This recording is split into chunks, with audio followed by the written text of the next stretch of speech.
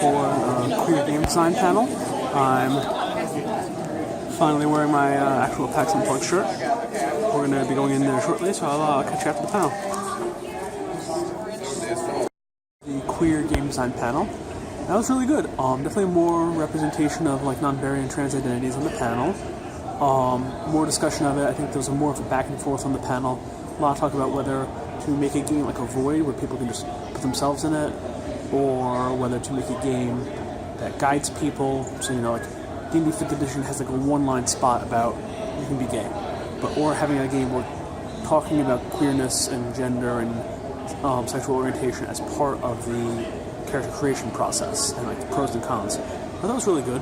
But and it was great to see like a room, like a pretty sizable room. Like there was good like 150 people in there, where like half are queer and the other half, and more than half are queer, and like the rest are like people who generally want to make their games more queer. So that's really encouraging. It's great to see so many queer people and women, but god damn, this convention's white. Like I was expecting that, but holy shit, it's like a fucking polar bear in a snowstorm here. Anyway, so I don't think I'm going to any other panels today. There's one about like what do you do if your partner doesn't play games, but like There's another one about tabletop and life balance, but it's like So I think I'm just gonna check out the expo one more time and maybe get a game for Callie and I to play. Check out a game I kickstarted before that I forgot about, but I got an email saying, hey, we're at PAX, I want to check that out. And I can see what else there is. So I'll keep y'all posted.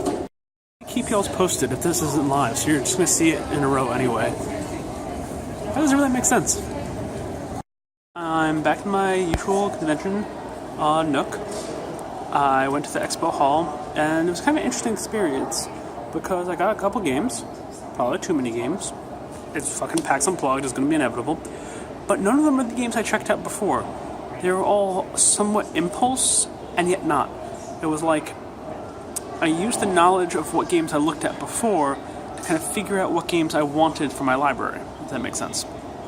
I also got to check out Hand of Fate's components, since I backed that on Kickstarter a couple months ago, and it looks good. I'm excited to play that. We'll talk about that when I actually get it. So now I'm going to show you some of the games I got. Pixel Tactics Mega Man Edition. So Pixel Tactics has been on my radar for a while. It was a Kickstarter for a reprint, but I missed it, and then it went out of print really fast. Like it wasn't really a retail available game. The idea is you have a 3x3 grid, and every card has a different effect depending on where you play it.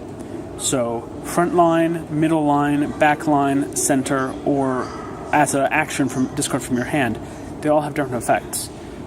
So it's a really cool thing, and I'm actually a pretty big Mega Man fan, and so is Runner. So this looks like a really cool game, and it's on my it was on my radar, so I decided I might pick it up and try it. I don't normally like branded games, but as you may have seen in my earlier playthroughs, I'm a big Centipede fan, and it was designed by one of the women in the Women in Tabletop Gaming panel, so I wanted to show some support. And I got to watch a little bit of the play, and it's interesting. It's asymmetrical, it has a great theme, it feels like Centipede, but it also looks really tactical and sneaky. And I've been looking for some more casual games. That's kind of the theme of the 3 board games I got. So it looks really cool. I'm really excited to try this one. Now we have Honshu, which is essentially a bidding and terrain building game. You bid on things for building your own little town, which is really neat. And this one's my play with the parents purchase.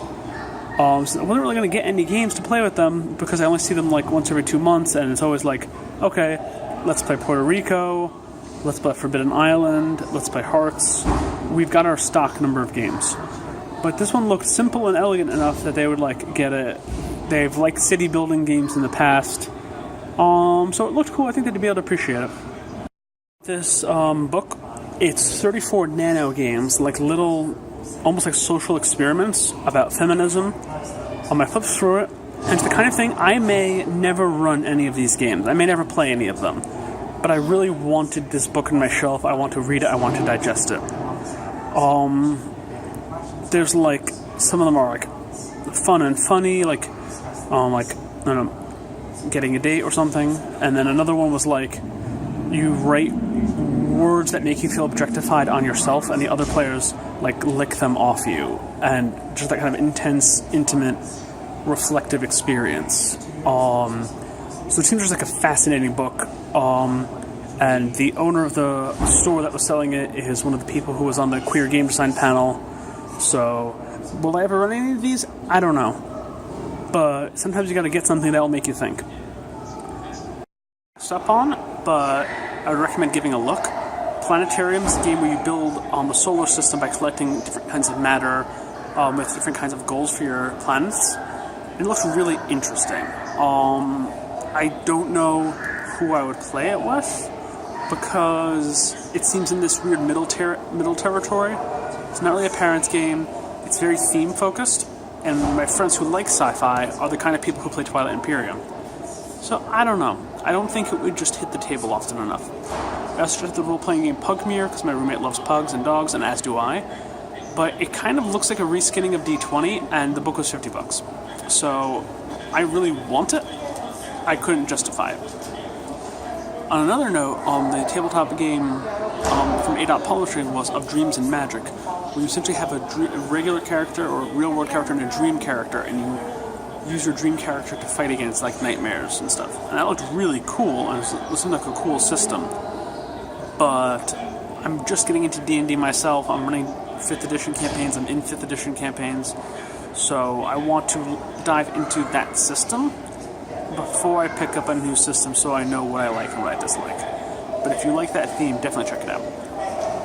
So I'm pretty much done with my panel experience, my convention experience. Very tired. I'm not a convention person. Usually I have an anxiety attack in like the first 3 hours in convention. I have to bail. This is the first time I've stuck with a convention, which is really cool. So I'm doing kind of like a retrospective as a separate video about my thoughts on the convention, feedback, and I learned a lot about myself at this convention, so I was kind of sharing some of those thoughts. But it really has been a great time, great experience, and now I'm going to go get dinner with Callie. So thank you all for joining me, and until next time, double bite out. This was going to be my last one for today, but I was looking at my friend Will to say goodbye to him, and I got distracted because mine is a diversity lounge with like hella gay pins and stuff. This convention's awesome, so I got some hella gay pins and stuff. And there was a little booth where you could play Connect 4 to win like little mini Pokemon figurines. Or not Connect 4, Guess Who with Gen 1 Pokemon. And I looked at that, I'm like, I can break this. So I went with, which of these are Stage 1 Pokemon, so their second evolution. Which of these have no evolution, and then knocked out like 75% of things. And then from there I was just like, okay, let's just go based on like type and stuff. So nailed it, and I got a little Aggron figurine. I don't feel like digging out my backpack right now because I have to go have dinner with Callie. I had to update you with that because I'm very proud of this achievement. One of the highest achievements of my entire life. Okay, bye!